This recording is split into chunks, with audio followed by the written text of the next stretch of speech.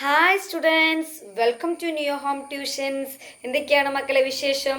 സുഖമായിരിക്കുന്നു അല്ലേ? അപ്പം നമ്മൾ കഴിഞ്ഞ ക്ലാസ്സിൽ കുറച്ച് ഭാഗങ്ങൾ എടുത്തിട്ടുണ്ടായിരുന്നു. അതായത് 8th CBSEയുടെ ഹിസ്റ്ററി ഭാഗമാണ്. അവർ പാസ്റ്റിലുള്ള ഹിസ്റ്ററിയുടെ ഫസ്റ്റ് ചാപ്റ്ററായ ഹൗ, വെൻ ആൻഡ് വേർ എന്നത് നമ്മളൊന്ന് തുടങ്ങി വെച്ചിട്ടുണ്ടായിരുന്നു അല്ലേ? അപ്പം അതിനകത്ത് നമ്മൾ എന്തൊക്കെ പറഞ്ഞു? ഹിസ്റ്ററിയിൽ ഡേറ്റ്സിന് എത്രത്തോളം പ്രാധാന്യമുണ്ട് എന്നുള്ള കാര്യം നമ്മൾ പറഞ്ഞു. പിന്നെ നമ്മൾ എന്ത് പറഞ്ഞു? എന്താണ് ജെയിംസ് മിൽ ആരായിരുന്നു എന്ന് പറഞ്ഞു അല്ലേ? ആരായിരുന്നു ജെയിംസ് മില്ല്? ഒരു എക്കണോമിസ്റ്റ് ആണ്, ഒരു ഫിലോസഫറാണ്, ഒരു പൊളിറ്റീഷ്യനാണ് അല്ലേ? അദ്ദേഹത്തിൻ്റെ തോട്ട് പ്രകാരം എന്തായിരുന്നു, എങ്ങനെയാണ് ഡിവൈഡ് ചെയ്തിട്ടുണ്ടായിരുന്നത്? ഹിന്ദു, മുസ്ലിം, ബ്രിട്ടീഷ് എന്നായിരുന്നു. എങ്ങനെ മൂന്നായിട്ടാണ് ഡിവൈഡ് ചെയ്തിട്ടുണ്ടായിരുന്നത്. അതല്ല, ശരിയല്ല, മാറ്റിയാണ് ഡിവൈഡ് ചെയ്യേണ്ടതെന്ന് പറഞ്ഞിട്ട് എങ്ങനെ ഡിവൈഡ് ചെയ്തു? വീണ്ടും ആൻഷ്യൻ്റ്, മിഡീവൽ, മോഡേൺ എന്നും ഇന്ത്യൻ ഹിസ്റ്ററിയെ ഡിവൈഡ് ചെയ്തതൊക്കെ നമ്മൾ പറഞ്ഞു. അതിന് ശേഷം നമ്മൾ പറയാനുള്ള ഭാഗം കൊളോണിയലിസം എന്താണ്, അത് നമ്മളൊന്ന് ജസ്റ്റ് തുടങ്ങി വെച്ചിട്ടുണ്ടായിരുന്നു. എന്താണ് കൊളോണിയലിസം എന്ന് വെച്ചാൽ? കൊളോണിയലിസം എന്ന് പറയുമ്പം ഒരു രാജ്യം മറ്റൊരു രാജ്യത്തെ ഡോമിനേറ്റ് ചെയ്യുന്നതിനാണ് നമ്മൾ എന്ത് പറയുന്നത്? കൊളോണിയലിസം എന്ന് പറയുന്നത്. അപ്പം കൊളോണിയൽ പീരീഡ് എന്ന് പറയുമ്പം എന്താണ്? ആ ഒരു കാലഘട്ടത്തെ, ഒരു രാജ്യം മറ്റൊരു രാജ്യത്തിനെ ഡോമിനേറ്റ് ചെയ്യുന്ന കാലഘട്ടത്തിനെയാണ് നമ്മൾ എന്ത് പറയുന്നത്? കൊളോണിയൽ പീരീഡ് എന്ന് പറയുന്നത്. ബെസ്റ്റ് എക്സാമ്പിൾ ആയിട്ട് നമുക്ക് എന്ത് പറയാൻ പറ്റും? ഇന്ത്യ ഇൻഡിപെൻഡൻ്റ് ആയത് ഏത് വർഷമായിരുന്നു? യെസ്, 1947. അതുവരെ നമ്മൾ ആരായിരുന്നു ഭരിച്ചുകൊണ്ടിരുന്നത്?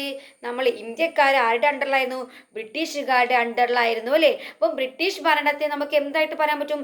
കൊളോണിയൽ ഭരണകാലഘട്ടം എന്ന് പറയാൻ പറ്റും അല്ലേ? ആ കാലഘട്ടത്തിലെ ഫീച്ചേഴ്സ് എന്ന് പറയുമ്പം, അല്ലെങ്കിൽ കൊളോണിയൽ പീരീഡിൽ എന്തൊക്കെ നടന്നിട്ടുണ്ടായിരുന്നു?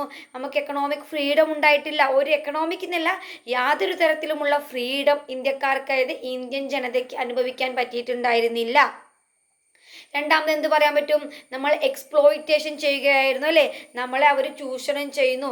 നമുക്ക് ട്രേഡ് പരമായിട്ട് യാതൊരു ഫ്രീഡം ഉണ്ടായിട്ടില്ല, ഒരു തരത്തിലും ഫ്രീഡം ഉണ്ടായിട്ടില്ല. അതുപോലെ എന്താണ്, ഇന്ത്യൻ മാർക്കറ്റ് അവരെന്ത് ചെയ്തു? ഇന്ത്യൻ്റെ ഉൽപ്പന്നങ്ങൾ ഇന്ത്യയിൽ തന്നെ വിൽക്കുന്ന ഒരു മാർക്കറ്റായിട്ടാണ് എന്തിനെ കണ്ടിട്ടുണ്ടായിരുന്നത്?